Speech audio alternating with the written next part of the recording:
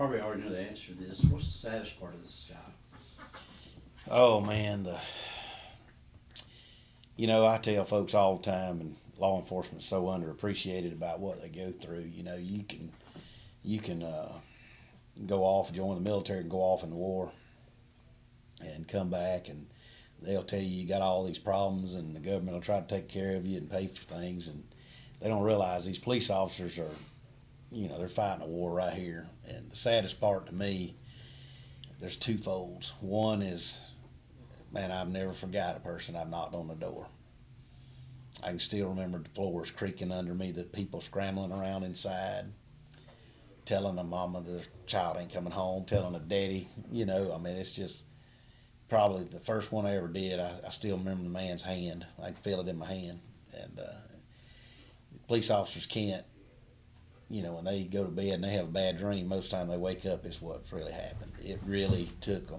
They were there. They did it, were involved in it. That's probably the worst part of the job. You just can't get away from it. Then there's no way to ease the pain. The message is the same, and you can't prolong it. No, you can't. And it never stops. I mean, it's and the saddest part about it is I don't think that the general public knows how many times that thought that I'm talking about how hard it is on you, how it changes the human body. And that's when you see these guys having all these medical problems, and when they're retired they can't function very well because their mind or their bodies are broke, and it's because of the pure stress that's been involved. And that's another reason why I always said you need to keep friends outside law enforcement and try to keep your mentality squared away. But those two things are probably the worst thing in the world. I can pass by a spot in the road and I can say I worked a wreck right here. I picked up a person off the road, or I drive by and see a house and know I'm the one that knocked on that door and changed their lives forever. And but I've always tried to have compassion for those people, because when a report comes across my desk that we've got a fatality, I get an email. It's not just a wreck to me. It's we're changing somebody's life forever. And I don't think that the public understands how important it is for people to drive like they're supposed to, because it's not a bad intersection, it's bad drivers. And when they have a wreck and they hurt somebody and they didn't have their seatbelt on and they get killed, let me tell you, it don't affect just that driver, it affects that entire family. And their children grow up without a loved one, you know what I mean, or the child, it's just destruction. And it costs the state of Alabama and the country millions of untold amounts of money, and just productivity about because it affects generational. I've seen people get in car wrecks and lose loved ones, and then it just ruins the family. Yes. I see people change. Their whole demeanor after. So that stuff is the bad stuff, like having to tussle with people, or the crazy things that almost get, oh man, almost got killed. You got to have a sick sense of humor to do it anyway, but that's not what's bad. What's bad is all the chaos that you just, I remember working a wreck, and I ain't gonna say where it was. I don't want to give it away, but it was a long time ago, and I was a young trooper, and I remember getting there, and all these people were killed in it, and I was mad when I looked at the driver, because I knew this driver did that, and it killed all these. It killed the driver. Even the person that was at fault, but I was still mad just looking at it, thinking how ticked off I was. And I remember I had to climb in the car and move her out of the way just to get her wallet, and because it throws people around, and I'm in there with it and doing what I had to do. Got the wallet out, and opened the wallet to find out how this person was, and the first thing when I opened the wallet was a mama with her picture of her kids, and I just sat there and just stared at it, and I thought to myself, this In a few minutes, you're about to have to deliver a message that's going to change every one of them. That's exactly right. And it's you learn valuable lessons doing this job, you learn that little things don't mean that much anymore. About it, when something makes you mad, you might as well get over it. There's people got a lot worse problems than you do, and I've seen them. And so, Started with the troopers 25 years ago to today. What's the biggest technological change that stands out in your mind? well, for technology wise, I guess the invention of the computer. I mean, we got computers to back when I was on the road. Troopers would. One, you had to know the law. You know what I mean? I mean, you really had to read, and you knew couldn't all. Google it. That's right. You couldn't Google Couldn't it. ask Siri where you was No, going. you couldn't get on the telephone and call nobody. Yeah. You had to know it, and you read books. Everybody kept law books in their car, so they could refer to them on traffic stops or whatever, because you didn't want to do something that was illegal. You know, there wasn't, or they wasn't doing something illegal, and but you would know, you had to know it, and you knew all the aspects of the law. Like, it might say this, or this, but it must be registered in Alabama. Well, a lot of them miss that when, today, and they have to learn it by mistake. And I don't like it like that, really. But the computer, when you stop a guy, you had to use your wit to talk to them, and trying to find out whether you should arrest them, write them tickets, because there wasn't as near as easy to find whether this guy had a warrant or whether he had a license or he's lying to you about this or that. Nowadays, these guys stop them. I mean, we hand wrote everything, So if you was going to write somebody several tickets, you wrote several tickets right there on the side of the road until you got writer's cramp, and then you quit writing them. But nowadays you just hit a little button on a computer, and it gives you all their history, tells you who they are, how many times they've been arrested, they got warrants, how many tickets they've had, how many warnings they've had. I mean, it's that's probably your biggest change in the way law enforcement is the computer technology that has brought it into where we are today, as far as being able to, and because you instantaneously have a picture of somebody. If I walk up there and the guy tells me I'm so and so, this is who I am, I walk back to the car. My first ticket, if I remember correctly, the first one I did on my own was a guy I wrote for a child restraint violation, and he gave me his brother's information, and that was in Coffee County. And he ran out the courtroom because he was there because his brother brought him, and he ran out the courtroom, and we still didn't get him that day. But I was able to charge him for giving false information.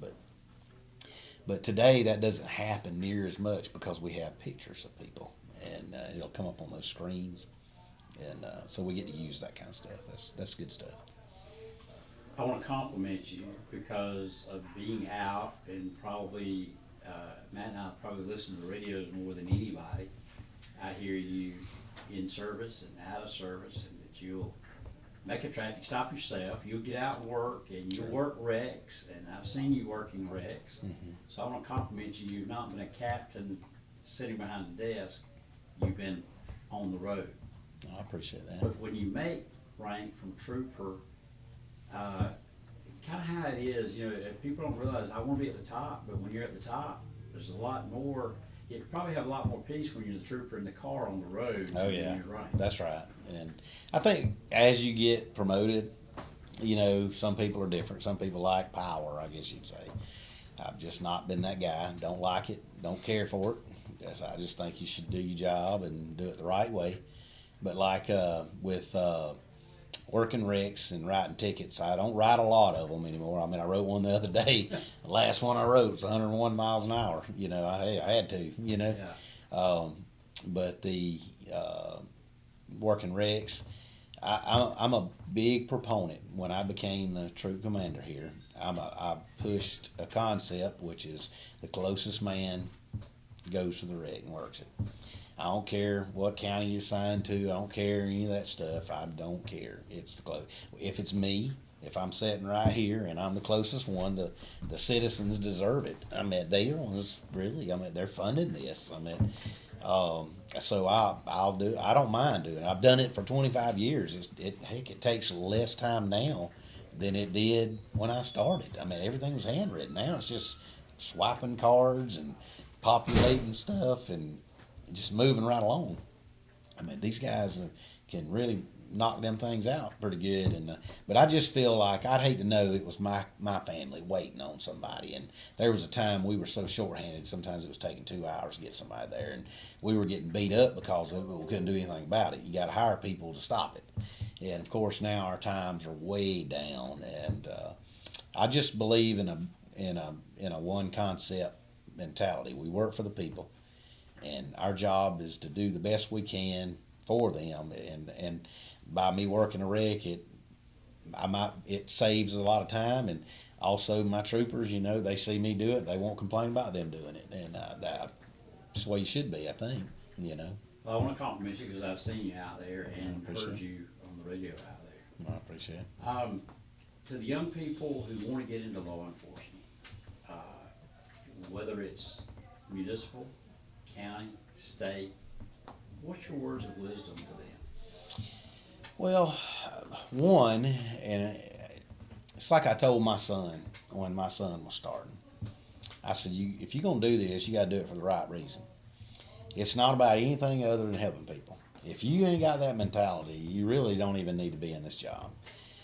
Because you got to have a desire to do it. I mean, anybody knows you're going into bad things, but I always tell them, if you're not willing to stand up for those who can't stand up for themselves, this is not for you. You also need to ask yourself, can you get past your fears? Because one, it's a dangerous profession, but it is a very rewarding.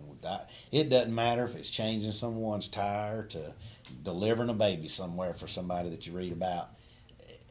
There's so much reward for doing the right thing in my mind. And some people don't look at it, but it's a good career if you like helping people. It's a dangerous career, but you got to be willing to do the right thing at the right time and help people, whether they like you or they don't.